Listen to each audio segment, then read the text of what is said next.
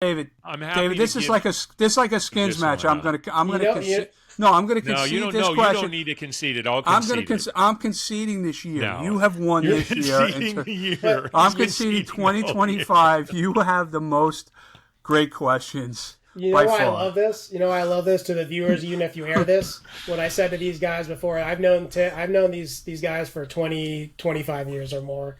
I did not have it on my bingo card to do a podcast with Sam and David this year, and now I'll be able to check that off my bingo card. Yeah.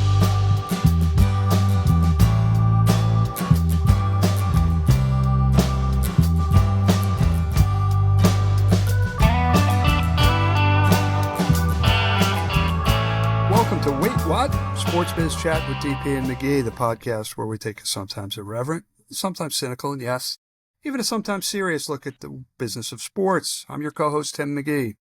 And I'm David Parro. David, what do you got going on? Well, I mean, it's, usual, I guess, a ton of stuff going on. And I want to start in the domain that you usually kick off, and that's MLS and soccer and football, because I think you probably know that sport a little better. But I think it's the big news, partly because we've talked about the expected schedule change for quite a bit of time. And then that announcement after a Board of Governors meeting finally has come to pass. Last week, on the 13th of November, it was announced that MLS will be moving to the international schedule with a few twists, which I thought was interesting. And then on top of that, on the same news day, I guess, Commissioner Garber announced a change to the Apple deal, which I really do want to dive in with you on, because I think it's important what it says and maybe what it doesn't say. But just, to update everyone, it's going to be a summer to spring format, similar to the rest of the, global football schedule. I think you and I are in concurrence that if MLS is ever going to advance up the ranks, it needs to be on that schedule. One of the interesting things is that there will be this transitional season from February to May in 2027, and this happens after World Cup year in 2027, by the way. But there will be this transitional 14-game sprint season from February to May in 2027 before the actual new format begins, and that's pretty interesting. So let's, I'll stop there and kind of get your thoughts on that from a schedule standpoint. Well, we've talked about it in the past. I think MLS had to do this. They had to be in alignment with the rest of the football world for any number of reasons, not the least of which is the transfer window. It's going to make it easier for players to come into and leave MLS. I don't understand the concept of the sprint season. Maybe you know more than I do. I don't understand it because it's a 14-match season. Maybe it's for sponsors. Maybe it's for a commitment to FIFA in terms of number of matches. Maybe it's a commitment to Apple.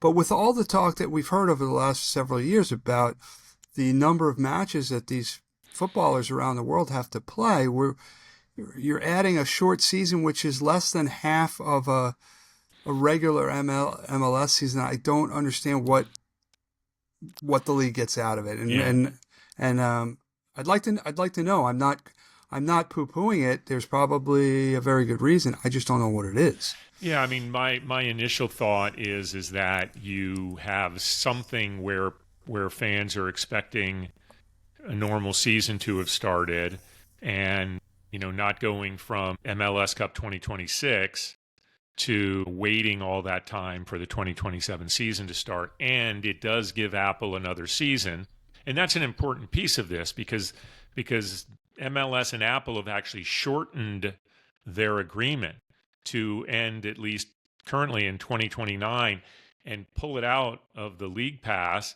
and actually have it behind only one paywall, that being the Apple subscription, which I think is a necessary move for Apple because this was struggle. But man, it doesn't. I don't think it ends up looking good that they're cutting it short. They're changing the money, and the money on a per season basis, I think, is increased. So that's a positive, but it's a hard one to spin positively, I think. So I think this transitional season is partly because they have to have a product. That must be the reason. I think coming out of the Board of Governors meeting, I think that news was almost as big as the change to the schedule, to the calendar, almost because it wasn't expected. I agree. I don't know how you spin it positively, but what I would say is this. I think they may have they may have been ahead of their time, MLS and Apple, in terms of creating this subscription MLS Pass program. And they realized that, and they gave it a couple of years. They had enough data points to do it. Obviously, there's implications because Messi got a piece of every Apple MLS Pass subscription. The league got a cut of every MLS Pass subscription. They've got to make whole Messi on this because he's announced that he's going to continue to play in the league. But I said, this was the biggest news to come out of MLS. These two stories were the biggest news to come out of MLS since they decided that they would join the rest of the world and count up on the clock as opposed to down like the rest of American sports, right? Because if you remember back at the launch of the league, they counted down like the rest of American sports, and they quickly abandoned that. But this was big news. We're heading into the conference semifinals this weekend for MLS Cup, and Inter Miami is still in it, and that's an exciting development, I think. So, I mean, hopefully they'll have, for the league's sake, they will have some really good storylines coming in, some good teams with some really good local following still in, to be able to talk about and explain some of these things and get people, I think, on board. I think ultimately, leagues and team owners want to be on the most basic tier there is. And in the case of Apple, which again is a subscription service, being on the basic tier means it's just available because you have that subscription, similar to anything on, say, Netflix, rather than being kind of bunched in an extra tier, which the MLS League Pass was an extra tier. So I think that overall is good, but that changes the economics of the expectation. And I think after a couple years, to your point, a reassessment of this, what's the best move going forward? And this at least gives a chance, I think, over the next few years, and then that the season with the new calendar format, to be able to see if this makes sense. And Apple may be in play after that, or they could prove out that it's so strong that it has another home. We'll see. So we'll be in a negotiation sooner than we thought on the MLS TV rights deal. But I think, listen, there have been so many positives that have happened with MLS over the last few years. The TV number situation, I remember when we first reported, when they finally announced what it was, and the number was not good. This at least changes that dynamic a little bit and could grow. But I think for the long-term health of the league as it tries to ascend in the ranks, this is vital. And then being more, it's not over the air necessarily because it's still a streamer, but it's closer to the over the air concept. And this isn't just the national games of the week. This is everything. This is the entire package.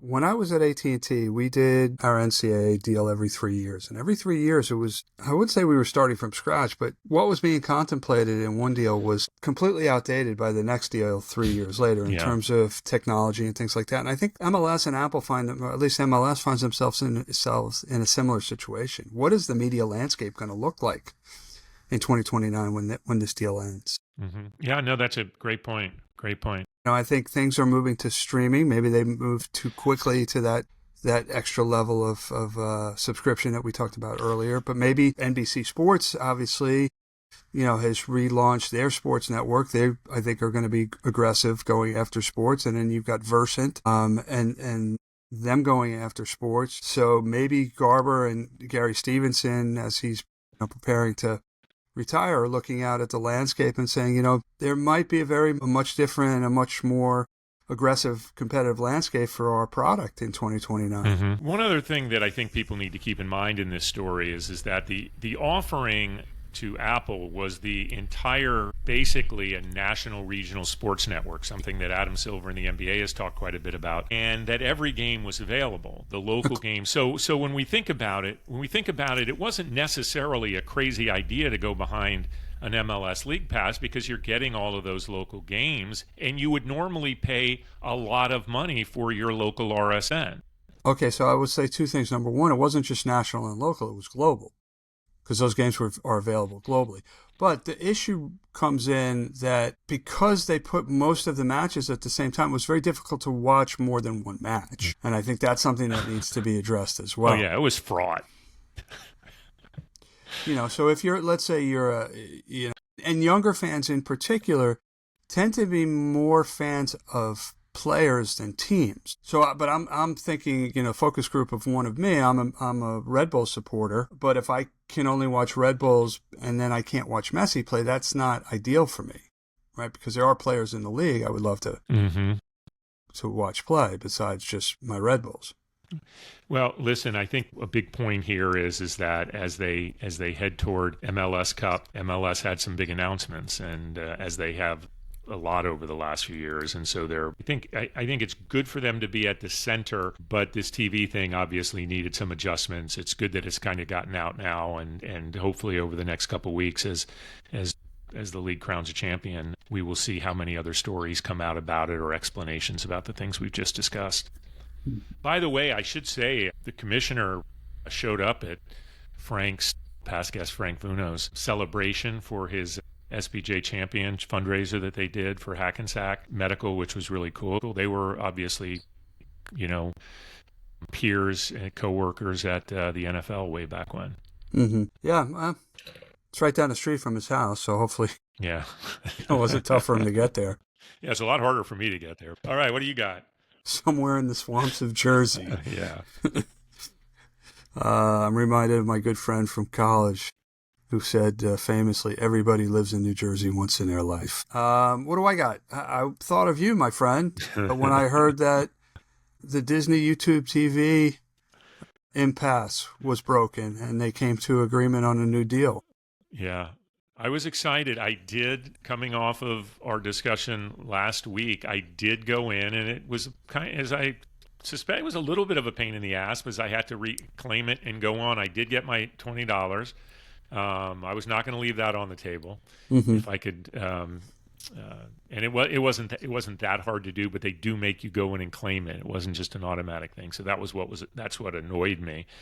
But it is great, and one of the big settlements, because I think this was a big thing for Disney, right? I mean, and it was interesting because the Google folks that own YouTube TV, they were saying they got why ESPN was so expensive. They were supposedly questioning the pricing for ABC, which is just so funny, the times that we're in. But they did come to an agreement, and now the ESPN streaming product basically will be available over YouTube TV, which is actually, I think, a very exciting development. So that was a piece that Disney, I think, wanted to make sure that they got in, and they ended up probably settling on something that doesn't have to be called a favored nations rate, but probably gets them close to what would actually be a favored nations rate. So I'm happy.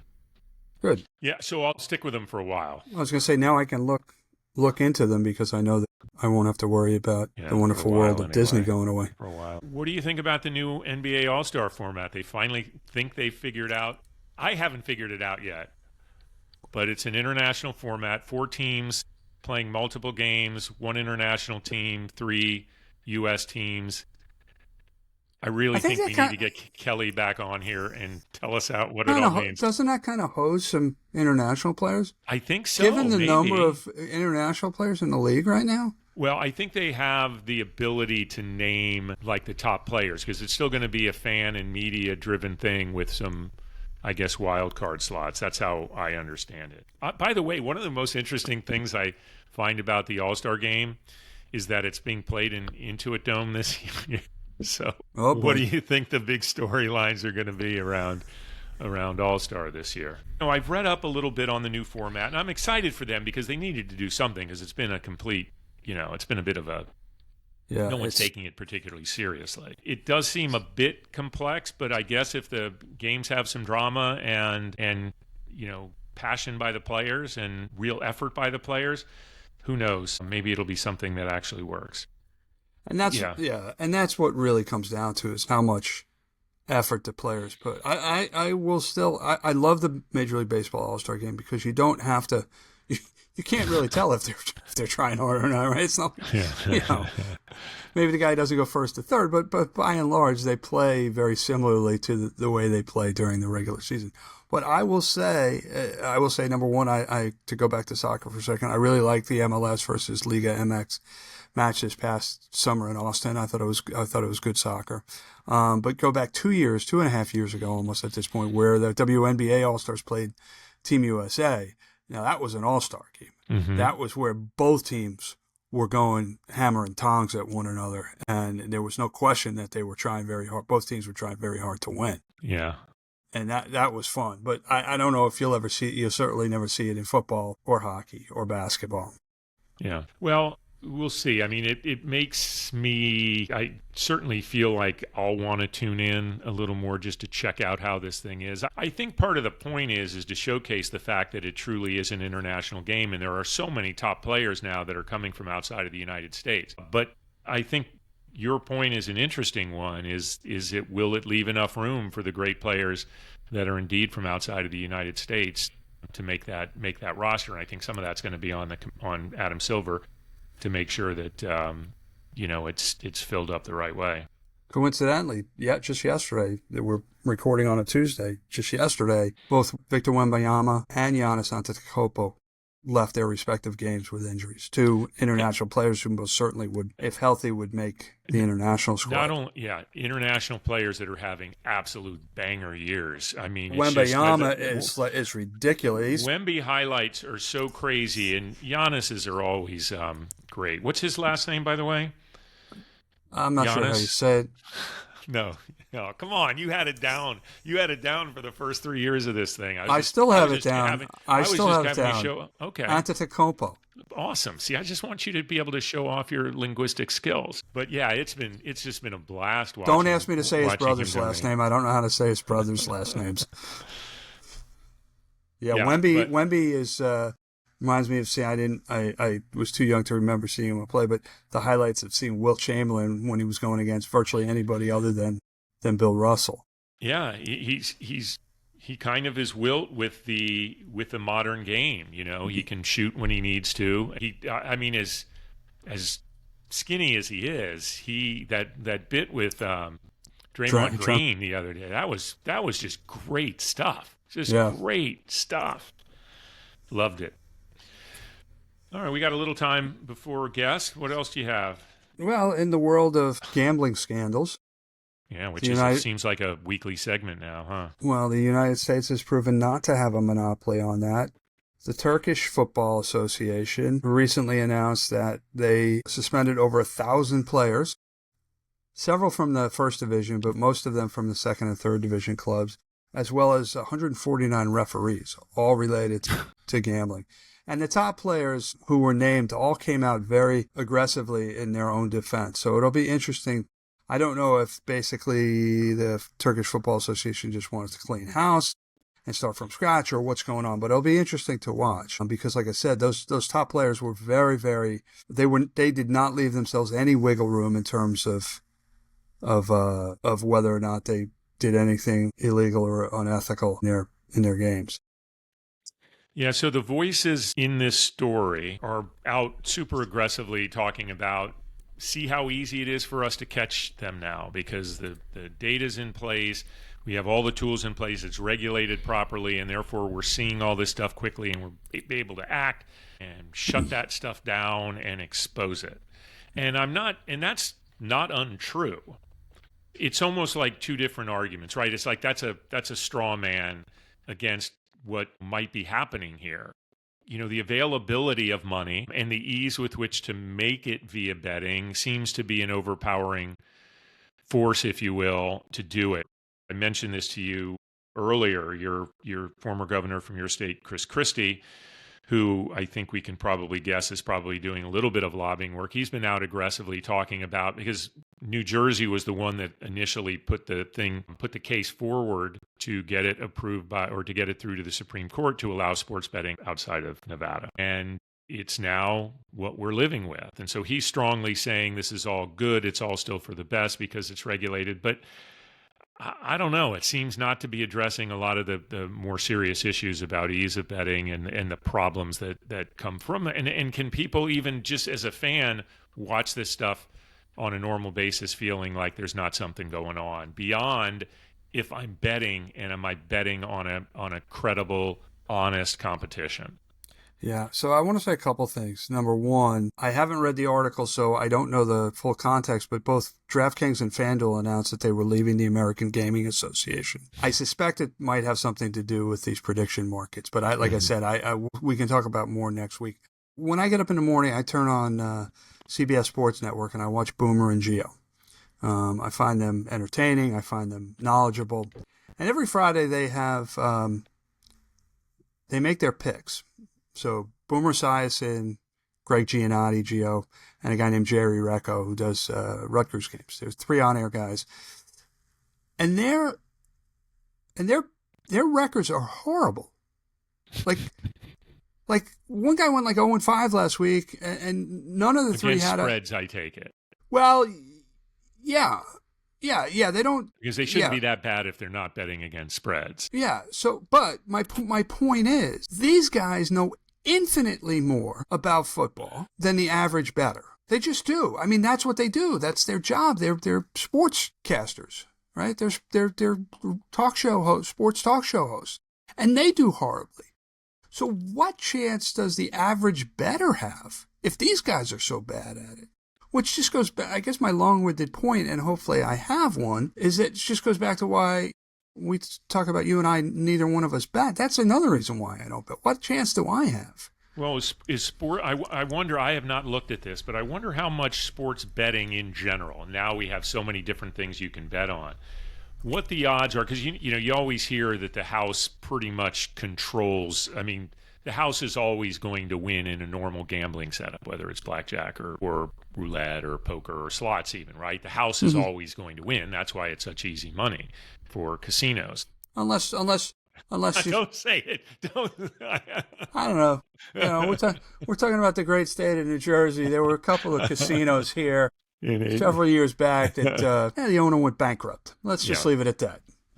Right, it's supposed to be just ridiculously easy to make money. It's virtually a license to print money. Is sports betting, and again, back to the time, we talk about it over and over again, and I don't even want to belabor that point about the way that they promote the bets and the free bets and all the credits you get to be able to bet. I mean, how are people doing? I'm guessing not well.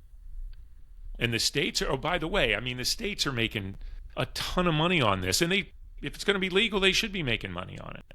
Yeah, I think New York gets like 51% of the take, something ridiculous. Yeah, I think that's like that. I think New York gets the highest cut of all the states. It's New York, baby. Mm-hmm. What do you say? Want to take a quick break? Or you have something else before we jump on? Oh, I always have something else, but we'll take a break. Yeah, well, we can cover it later. Okay, we'll be right back. It's time for our guest.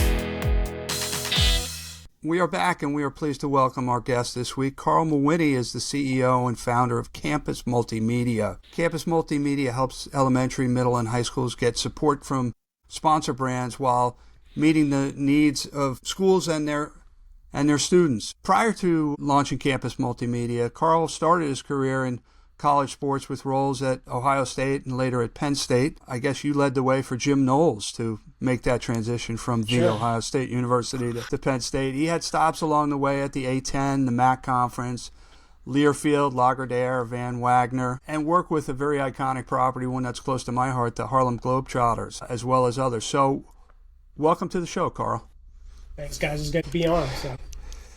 So let's get started. So historically, brands that wanted to reach that K-12 audience of students and their parents found it very challenging. How do you think Campus Multimedia has cracked that nut? Hey, look, we've cracked it because you just said my experience, my professional career. It's been a unique ride. The first half of it was basically college sponsorships. Like you said, I sold the Big East or ISB Sports before it was Learfield, IMG. The back half of it has been sponsorships and marketing, but actually more family entertainment with the Globetrotters, like you said, as well as schools and high schools specifically, and even kids media, into elementary, middle schools. So the dynamic between college sponsorships into pro and athlete sponsorships with some of my stints, and then to the schools, honestly found a way and kind of saw an opportunity where brands can come alongside schools the way they do it in the pro and college sponsorships and marketing in a unique way. And it's kind of really the impetus for launching Campus Multimedia almost 5 years ago. I mean, just like imagine taking the playbook and what has been done in pro and college for years, right? And now applying that into the K through 12 space. specifically in the high school space, but now, applying it with purpose-driven, school partnerships. I mean, that's a game changer, and doing it more in an authentic and organic way and coming alongside those schools to provide value.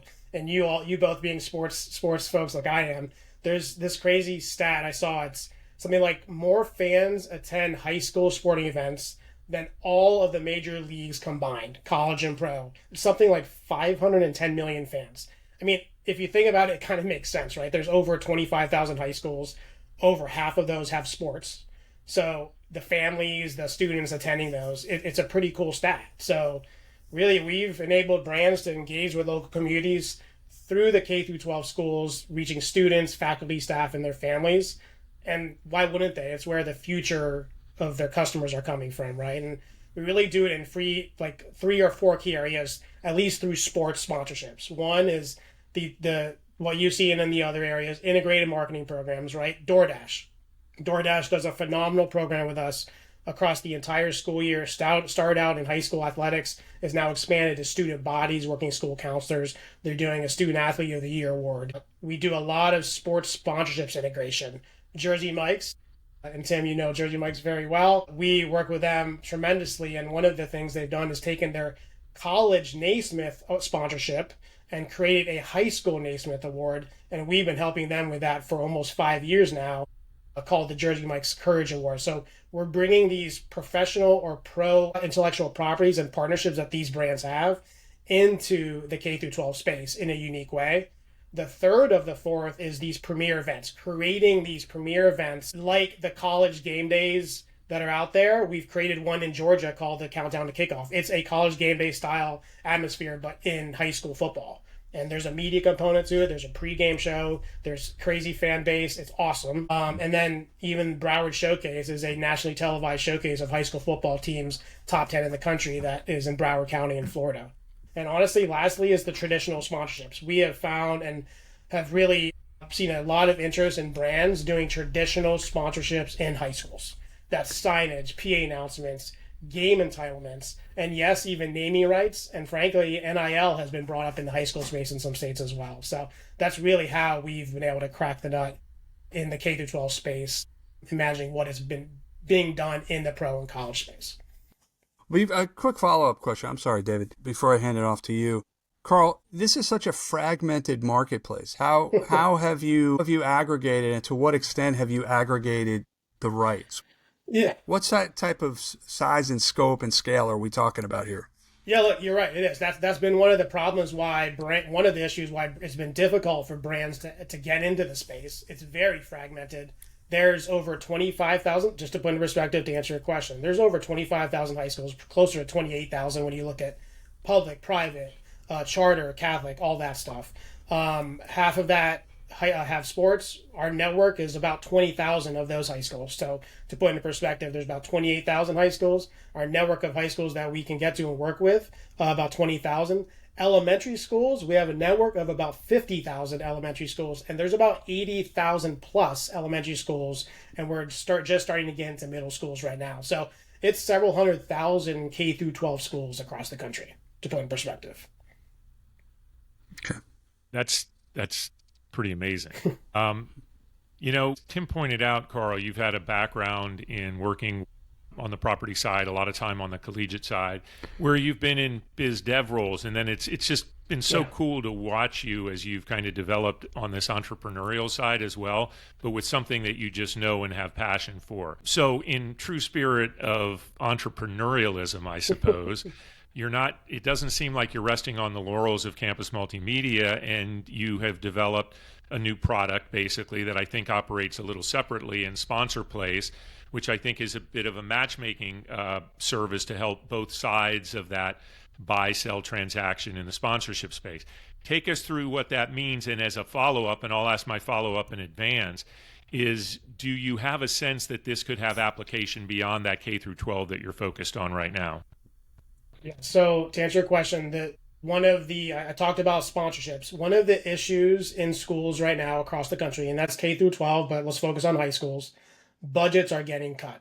Budgets are getting cut for sports teams, athletics, as well as general school activities. So the reason we've I've received a lot of requests from brands on sponsorships is from the marketing play, but it's actually a need in schools to drive more revenue. So that is the reason we launched Sponsor Place a little over a year ago now. It's Sponsor Place for those who aren't aware, it's fairly new. It's really the first of its kind marketplace that enables schools, or to answer your question, your second question, or any entity that wants to sell sponsorships, to have it easily accessible on a website. It's as simple as that. We've seen really great success. It is a marketplace where we have schools and brands buying sponsorships with schools. It has enabled, first and foremost, schools to generate more revenue locally through sponsorships very easily.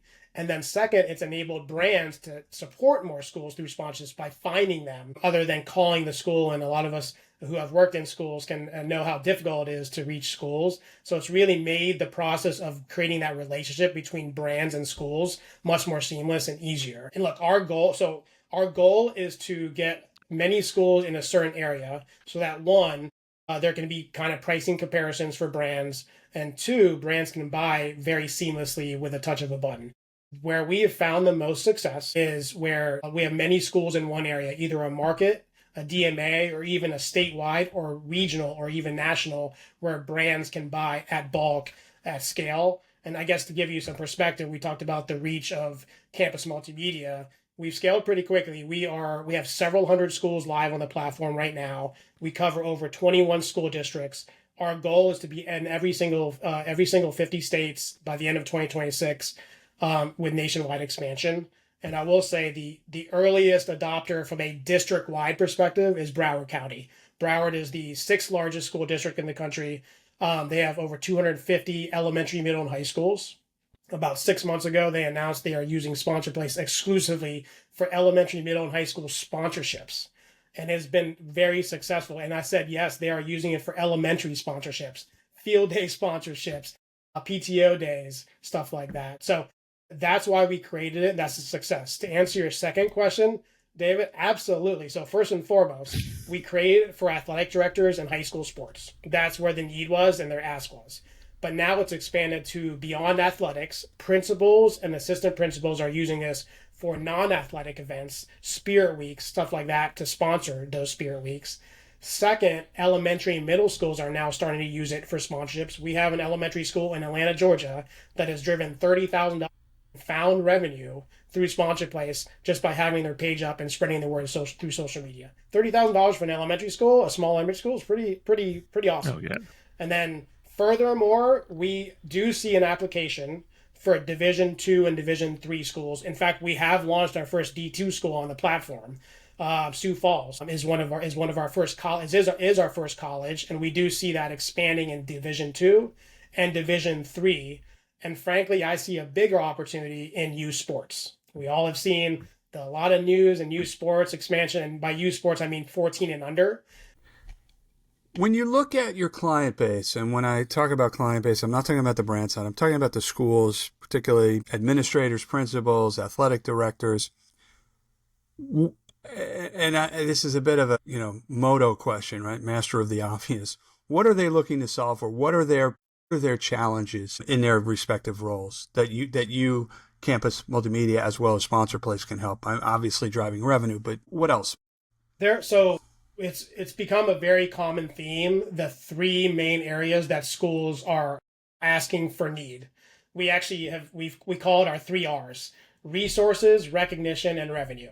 So quickly, resources, they want more resources to reward student athletes or students. They mental health kits. We do a lot of mental health kits in elementary school. So just general resources that teachers and staff can use in their daily lives. Second is recognition. It's actually our number one request. Coaches, athletic directors, principals, school counselors, they've asked us for more ways to recognize and reward their students and their staff.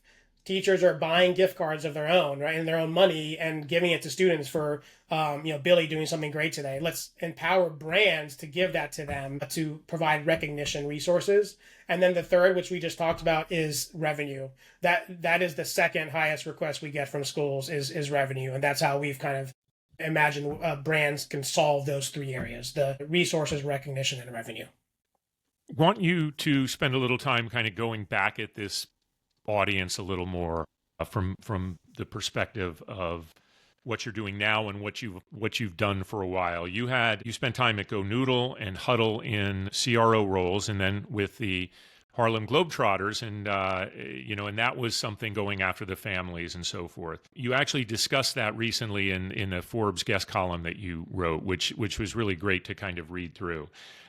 Share with us what those special challenges are that's just different from going to an average, I'm looking for, males 25 to 34 or whatever that case is. I mean, the biggest challenge is the obvious, and that's the 18 and under. Students in K through 12 are 18 and under. Just a fact, right? And there's a lot of implications that come with that.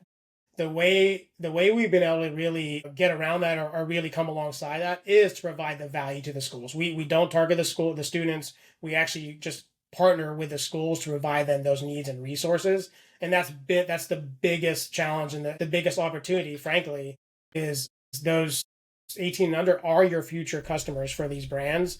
But how do we get them in a way that's authentic? And it's really about providing the everyday needs that the students or the teachers or even the parents have in their daily lives as they take their kids to school and live their lives in the community. So I think that's the biggest challenge is that 18 and under. So I want you to think back to your time when you worked for whether it was Van Wagner or one of the conferences or one of the universities. You started your career in collegiate marketing, collegiate properties. What are your thoughts on the current state of affairs in college athletics and marketing, whether it's NIL or just would love to get your thoughts as somebody who's been there and done that. Yeah, look, I mean, you're right. It's not just NIL now; it's private equity money getting into the space. Look, I'm glad that I worked in the college space when it wasn't as complicated as it is today, and that's my answer and my thought is it's very complicated today from every aspect, not just even brands, but just from the portal and everything like that. And then you throw in brands and sponsorships and NIL, it gets even more complicated. So my answer would be, I think my thought is that it's just so complicated these days that, frankly, I'm glad I was in the space when it was simpler and less complex. Just a quick follow-up on that. You also were a college athlete, a successful college athlete. Yeah, somewhat.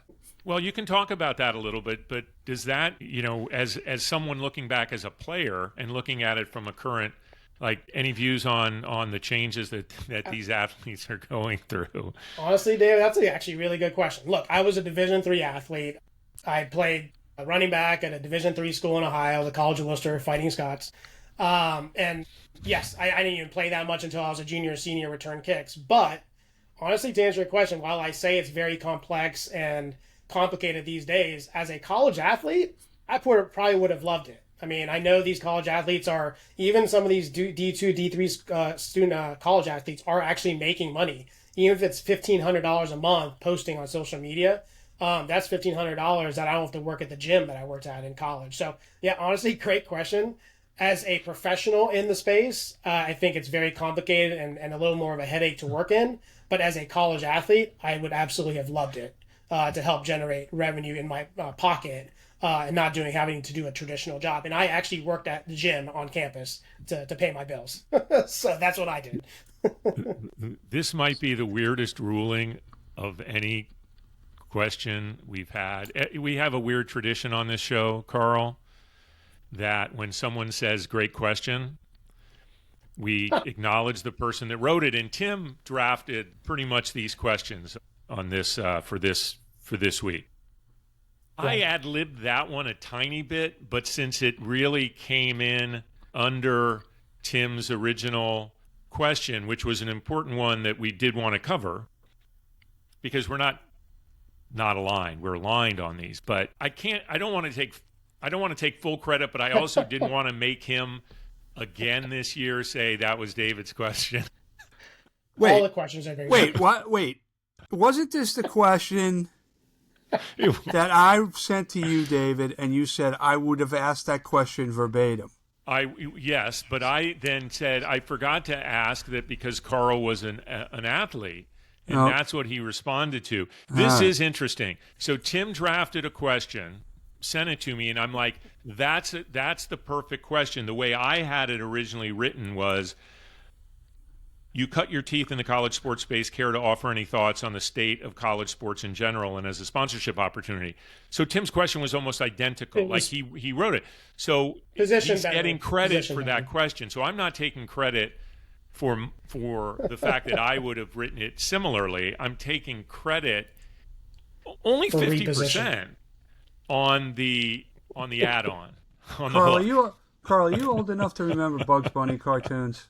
Oh, of course. Oh, yes. I'm almost. I don't know if you remember the one where Bugs Bunny and Daffy Duck find their way into a treasure trove of doubloons and gold coins and jewelry.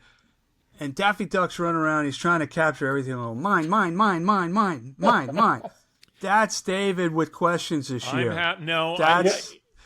I'm happy to say, David. I'm happy. David, this is like a skins match. I'm gonna concede this You question. don't need to concede it. I'll concede. I'm conceding this year. No. You have won this year. I'm conceding 2025. You have the most great questions. You know why I love this? I love this to the viewers, even if you air this. What I said to these guys before, I've known these guys for 25 years or more.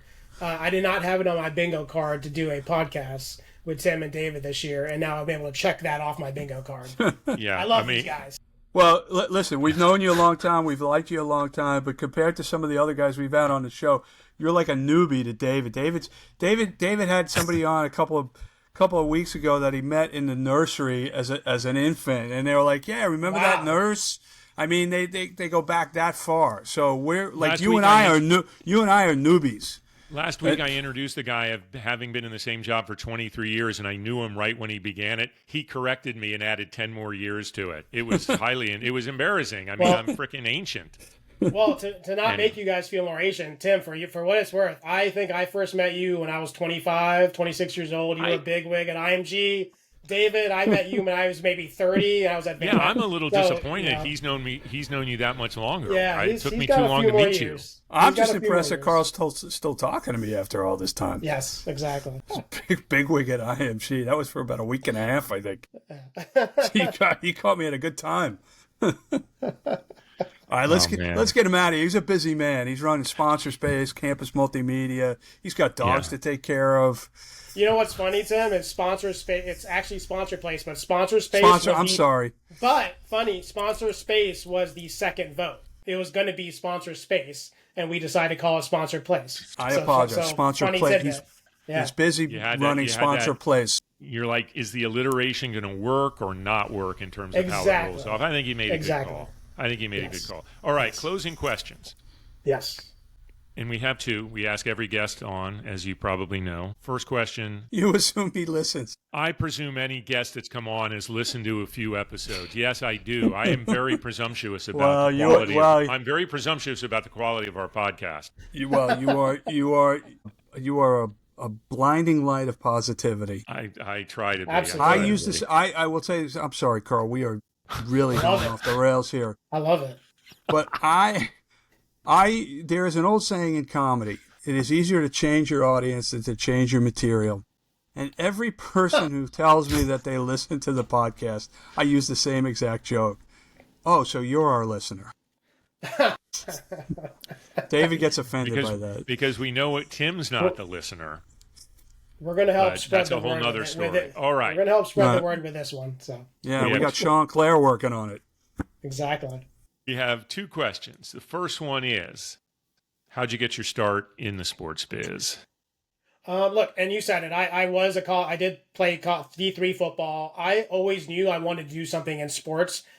Back in 2000, 2001, when I graduated from college, it was a thing already, but sports marketing was up and coming. So I actually started in the sports industry because I knew I wanted to work in sports. And funny story, I got my first internship at the Atlantic 10 conference as an intern this summer going into my senior year because I applied. At those days, we didn't have email. So I applied going to the career center at my college and saw a posting for a internship at the Atlantic 10, sent a letter, and then got an interview and got that. And then that's how I got started in the industry. I do want to say one thing popped out to me on your resume, because if I recollect correctly, you're a big-time University of Michigan Go Blue fan, right?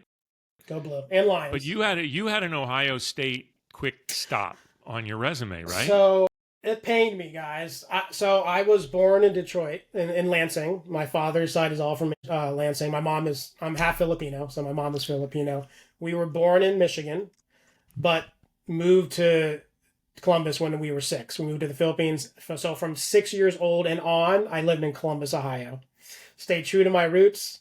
After I graduated from College of Worcester, didn't have a job full time, so I actually worked part time at Ohio State in the athletic department while I worked at Old Navy. And yes, that was my first official, other than my internships. Unfortunately, Ohio State was my first official job in sports, other than an internship, and it pains me to this day. All right. But you know who I met? Who I met back then that led partnerships was David Brown.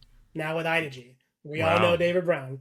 Yeah. So it's what a great guy he is. Yeah, no doubt. One of the truly best. As this NFL season progresses, you and I are going to have some chats about the Bears and the Lions. The Bears. All right. I know.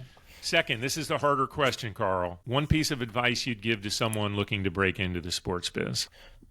Yeah, look, I love this question. I get it, and I always answer with 2 answers. One is, we just talked about relationships. I talked about David Brown. You guys have known, is networking. Your relationships from the beginning of your career will stick with you.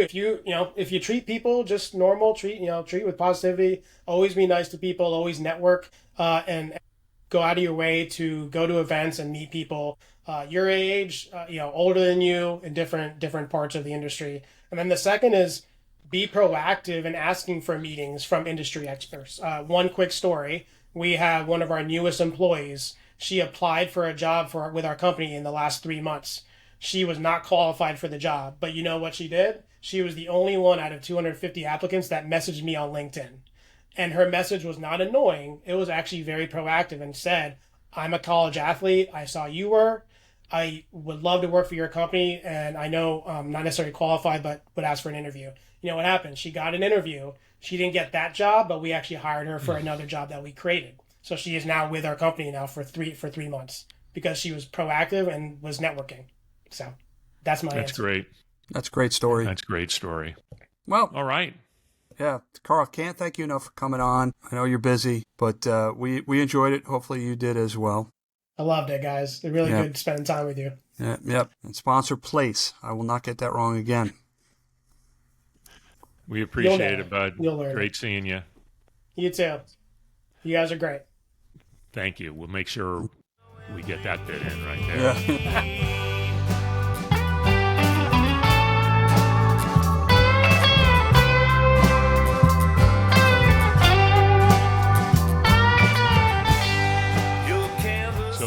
Back, we've had a few chats about the youth space over the last few months with Liz DeLulo-Brown of Little League, Wade Martin of Unrivaled Sports, and now Karl Mawhinney, founder of Campus Multimedia. I'm super excited that we're able to bring these additional perspectives to the show. So a huge thank you there to Karl, someone I've known for a while, and Tim, I know you have as well. Yeah. All right, we have reached that time of the show where we take a little bit of a peek ahead, give gratuitous shout-outs, correct the record, just a hodgepodge of stuff. Tim, what do you have your eye on? Well, first of all, I want to thank Carl Thomas, who had us on his podcast. Was it last week? Yeah, last week. Podcast called Best Boss Ever. And I can't help but think, I wonder what 𝘖𝗍𝗍 Mandelbaum would think about that. Do you know who 𝘖𝗍𝗍 Mandelbaum is? I don't. You don't know who he is? I think you do know who he is. But 𝘖𝗍𝗍 Mandelbaum was the character that Lloyd Bridges played on Seinfeld. And with the whole argument between him and Morty about who is the best dad ever. Yes. So I wonder if 𝘖𝗍𝗍 Mandelbaum would be upset that Karl's taking that title. You think you're stronger than me? Anyway, but thank you to Karl. I thought it was a really fun discussion, very unique take on the podcast. And so I enjoyed it. I assume you did too. Yes. Yeah, just the other shout out. As you know, I am big college hockey fan. Cornell, top 20 team. They have won 3 of their first 4 ECAC games, beating Harvard, which is always huge, up in Cambridge. Then going on to lose at Dartmouth, but they swept last weekend.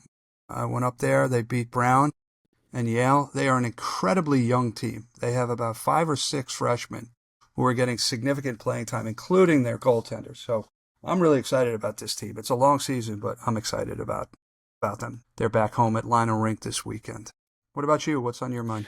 Well, yeah, it really was fun having that discussion, and Tim, it was great doing that with you. So a fun bit. I don't think that's published yet, but we're looking forward to that coming out. No, we'll let our listeners know. Yep. Because I don't think it's coming out until the first of the year. Unlike us, I think Karl banks a lot of his his episodes and then releases them. Yeah. Well, it might be a logical strategy. We tend to want to talk about news-related stuff. I have a couple other quick shout-outs. And a lot of stuff has been coming through because of the movie episode we did a couple weeks ago, which I'm still just having fun with. Kevin Klipstein just sent me something, and there was, because I had Jerry Maguire on my list. He had sent a picture because he's doing some work with Peter Carlisle of Octagon, saying, "Here are the real Jerry Maguire," and something like that. Jake Loletta, when I said that.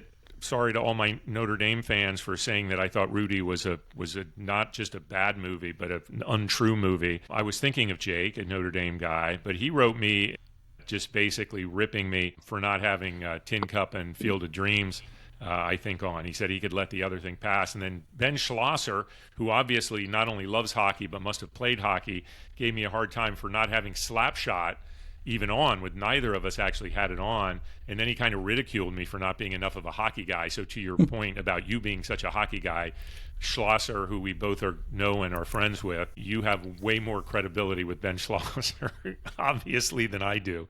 Yeah, well, I'm not as much of a hockey guy. The one-eyed man is king of the blind, right? Yeah. And I want to also thank Jennifer Karp, who included us on a post, our podcast on something. And she's been an ongoing supporter of the podcast, so that's great. Quick shout out to Sean Gleason and Professional Bull Riders for announcing their new professional women's rodeo, PWR, which is kind of a natural evolution out of Women's Rodeo World Championship, and so that's going to be a wholly owned property of PBR, which I thought was interesting, offering different events, not just bull riders. So very exciting. And then a shout out to hopefully a future guest, Sarah Cummins, CEO of World Sevens Football. They just announced a broadcast deal, distribution deal with TNT for their upcoming tournament in Fort Lauderdale, which is coming up at the beginning of December. So kind of excited about all of that. So I think that is it. I think so. A lot of stuff to cover and a great discussion with Karl. So let's close this out, if that's cool with you. Sure. So again, thanks to Karl, Campus Multimedia, for joining us today on the Sportsbiz Chat. Tim, another fun, far-flung discussion, and I always appreciate that. I do want to announce that we are not going to be recording next week in honor of Thanksgiving, and I have to say that I think both of us are very thankful for this show, and we are throw that thanks over to you, the listeners, that spend any bit of time with us during any week. We really do appreciate it. So keep those likes coming, keep those follows coming, keep those subscriptions coming, especially on YouTube. Got to feed the algorithm, man. So we appreciate you doing that. Wishing everybody a safe and happy and joyful Thanksgiving holiday. We'll be back again right after that for a few more weeks before the winter break, the holiday break. Until then, I'm DP. He's McGhee, and we'll talk soon.